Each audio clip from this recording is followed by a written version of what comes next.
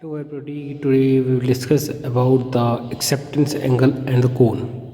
ये acceptance angle जो है इसके बारे में हम पढ़ेंगे। उससे पढ़ने से पहले हमें कई चीज़ें मालूम होनी चाहिए जो कि मैं प्रीवियस क्लिप में बता भी चुका हूँ, जैसे कि फाइबर ऑप्टिक्स, इसके इसके किस तरीके से पार्टिकल यानी कि लाइट जो है हम ट्रांसमिटिंग एंड से करते हैं यानी लॉन्चिंग एंड से किसी से करते हैं टोटल इंटरनल रिफ्रैक्शन, ये कैसे होता है इसमें और इसका कंस्ट्रक्शन क्या होता है। जैसे सेंटर पे कोर है, फिर उसके ऊपर क्लैडिंग है, क्लैडिंग कौन सेंटर कहता है, फिर आपकी जो है primary coating and then the secondary coating.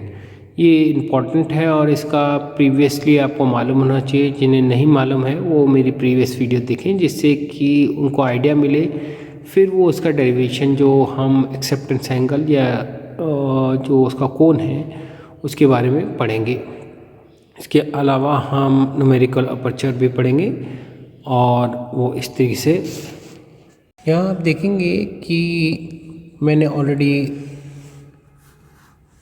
Acceptance angle बना रखा है और ये एक कोण के थ्रू बनाते हैं, यानी जिस तरीके से लॉन्च किया है यहाँ पर। तो एक्सेप्टेंस एंगल जो है, अगर आप देखें मैंने नेक्स्ट प्रीवियस पेज पे भी बना रखा है। यहाँ ये देखें आप, ये कोण बना है और इससे हम लॉन्च करते हैं। ये एंगल एक्सेप्टेंस एंगल है और ये एक्सेप्टेंस कोण से, यानी हम किसी भी एंगल से करें तो ये फाइबर ऑप्टिक्स का एक्सेस है, इससे थ्रू निकलती जाएगी।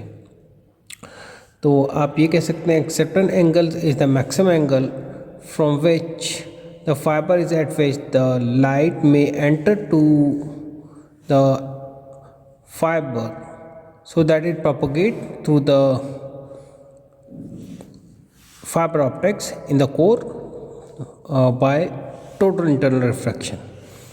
यहाँ मैं ऑलरेडी आपको बता ही चुका हूँ कि ये टोटल इंटरनल रिफ्रैक्शन से रिफ्लेक्ट होती है। यहाँ आपने जैसे इंसिडेंट रे से रिफ्लेक्ट, मतलब आपने लॉन्चिंग एंड से करा, लॉन्च होकर के ए से बी गया। ये ए में जो है एयर है और ये कोर है, ये फाइबर ऑप्टिक्स है, ये कोर है और ये इसकी क्लैडिंग है। क्लैडिंग जो है इसका रिफ्रैक्टिव इंडेक्स कम होता है, ये मैं लिख भी चुका हूँ। N1 is greater than N2। N1 जो है फाइबर ऑप्टिक्स का जो है रिफ्रैक्टिव इंडेक्स है और N2 जो है रिफ्रैक्टिव इंडेक्स क्लैडिंग का है। N0 जो है रिफ्रैक्टिव इंडेक्स ऑफ एयर है।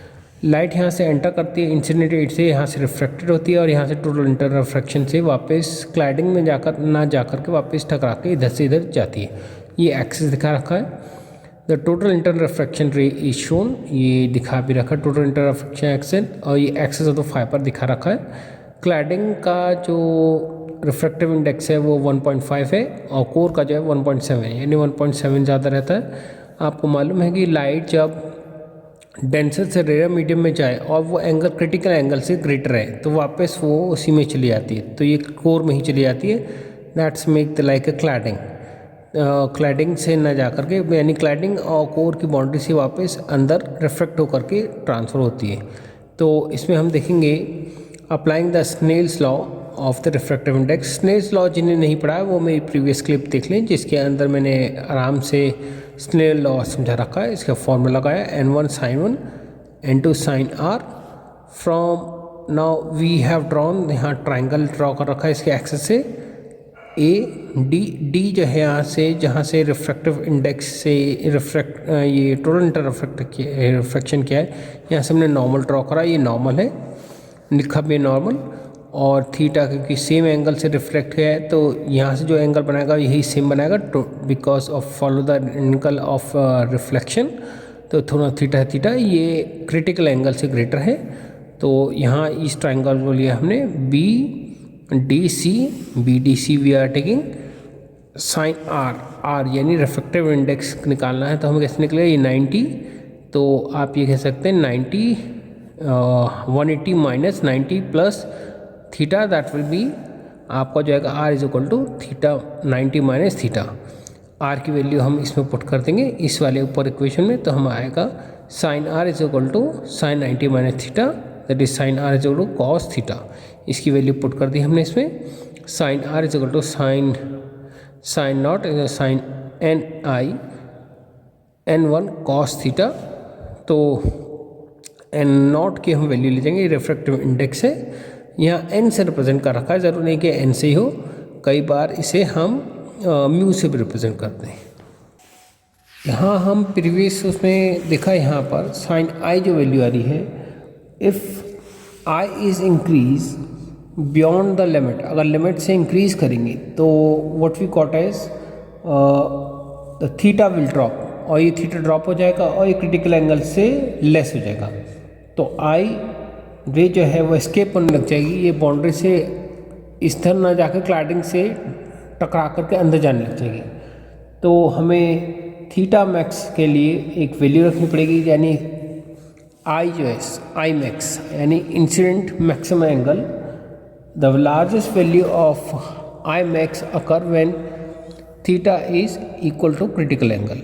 तो अप्लाइंग ये कंडीशन करते हैं हम इसमें, साइन आई जो हमने प्रीवियस इक्वेशन थर्ड रखा था उसमें रखेंगे, sine i max is equal to N1 upon N2 N1 upon N0, N0 जो है रिफ्रैक्टिव इंडेक्स ऑफ एयर है, cos theta c, sine theta C is equal to जो हमें मालूम है N2 अपॉन N1, तो cos theta by the trigonometry we know that cos theta C is equal to √1 minus sine square c theta C.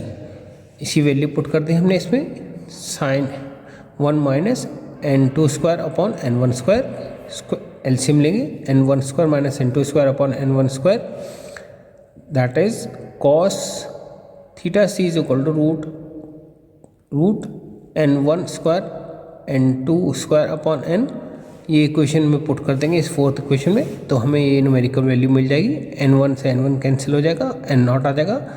Air में आपको मालूम है जो N0 होता है वो वैल्यू जो होती है वो 1 होती है, तो हमको जो मिलेगी वो वैल्यू मिलेगी साइन आई नॉट, यानी जो मैक्सिमम वैल्यू है दैट विल बी, आपकी वैल्यू आ रही है sine I naught is equal to root N1 square minus N2 square, और sine inverse of sine I naught is equal to sine inverse root N1 square minus N2 square. ये जो है acceptance angle आपका होगा, acceptance angle of the fibre optics. अब इस angle से आपने जो भेजा ये हर एक जगह की 3D में रहेगा तो एक कोण बनता है, और ये एक्सेस से बनाते चलते हैं, तो आप ये कह सकते हैं a cone within which all the rays of incident will be collected and propagate through the fibre is called the acceptance cones. ये कोन बनता है, जैसे मैंने दिखाया आपको, ऐसे कोन बन करके जाएगा, जैसे आप देखेंगे रेड कलर में दिखा रखा है, और लाइट इधर से होती चली जाएगी, ट्रांसफ़र होती चली जाएगी। यहाँ पर ये जो एक्सेप्टेंस एंगल्स है, ज़रूर नहीं कि ये लेफ्ट से और राइट में भी हो सकता है, अप एंड डाउन कहीं पे भी देखेंगे तो एक त्रिकोण बन जाता है, इस तरह से इसे एक्सेप्टेंस कोण कहा जाता है।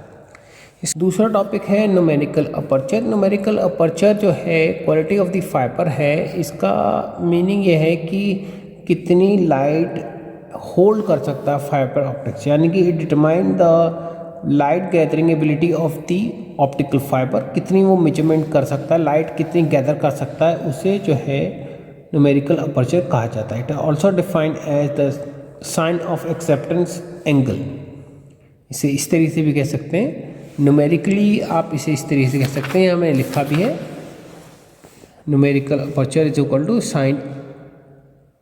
साइन आई नॉट, यानी एंगल ऑफ एक्सेप्टेंस। तो इस तरीके से देंगे। अगर हम इसका ग्राफ प्लॉट करें numerical aperture and acceptance angles का, तो लीनियर ग्राफ जाता है। अगर अगर आप देखेंगे शॉर्ट डिस्टेंस के लिए जो न्यूमेरिकल अपर्चर और एक्सेप्टेंस एंगल्स की जो रेंज है वो है 0.4 to 0.5 रेशियो में, देखिए 0.5, और लार्ज डिस्टेंस के लिए जो है 0.1 से 0.3 रेंज रहती है एक्सेप्टेंस एंगल के साथ, और ये लीनियर होता है, यानी ऐसे 45 डिग्री एंगल बनाता है, तो इसे लीनियर कहते हैं। तो ये इस तरीके से कहा जाता है। आज के लिए बस इतना ही, और जिन्होंने मेरा चैनल सब्सक्राइब नहीं किया है सब्सक्राइब कर दें, शेयर करें और लाइक करें, जिससे कि उन्हें मेरे वीडियोस के अपडेट्स मिलते रहें और स्ट्रॉन्ग फिज़िक्स बेस रहे, जिससे कि वो कंपटीशन में अपने एग्ज़ाम्स में देकर खूब नाम रोशन करें। मेनली ये क्लब इसलिए बनाई जाती है कि जिन्होंने लेक्चर जो है नहीं दिया है, लेक्चर कवर अप कर लें, या फिर पढ़ने के लिए उनको दिक्कत आ रही है वो पढ़ें, या जिनके पास अच्छे टीचर नहीं हैं, बुक्स नहीं हैं, वो अच्छे से पढ़ें, उससे समझ के अपना स्ट्रॉन्ग बेस करें और खूब नाम रोशन करें। आज के लिए इतना ही। थैंक